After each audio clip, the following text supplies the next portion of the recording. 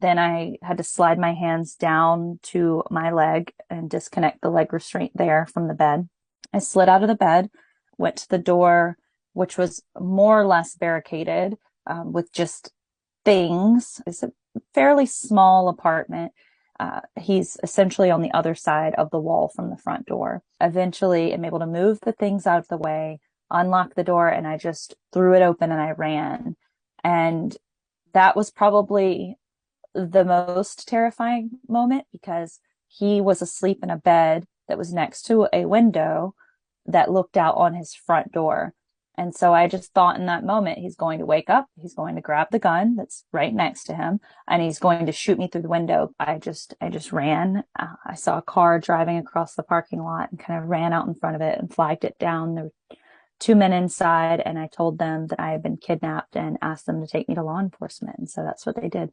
When I got to the police department, there was a police officer in there, and he said, can I help you? I said, my name's Kara Robinson, and I was kidnapped, and I held up my handcuffs. It felt a little bit in that moment to me like I wasn't believed.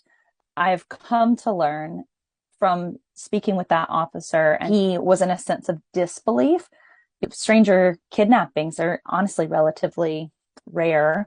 He asked if I would be okay going back to the apartment. I said I would do that. As I expected, they all looked the same to me. When we were driving around, we saw a man that worked at the apartment complex, and we stopped him, and I told him everything that I knew about this man that had taken me and the inside of his apartment.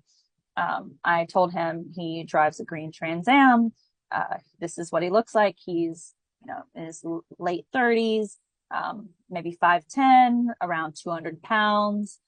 He had a goatee. He pretty much immediately said, "I'm pretty sure I know what apartment that is." So that was good enough for the investigator. So at that point, he took me back to the region. My mom was waiting, and then she took me to the hospital for a sexual assault nurse examiner. So when I was actually waiting, law enforcement brought in a photo lineup. I immediately recognized my captor, but when they responded to his apartment, he was obviously gone. He was on the run more or less for about 2.5 days. Law enforcement thought that they had a really good lead. His sister told them that he was supposed to be meeting him, and so they set up an operation.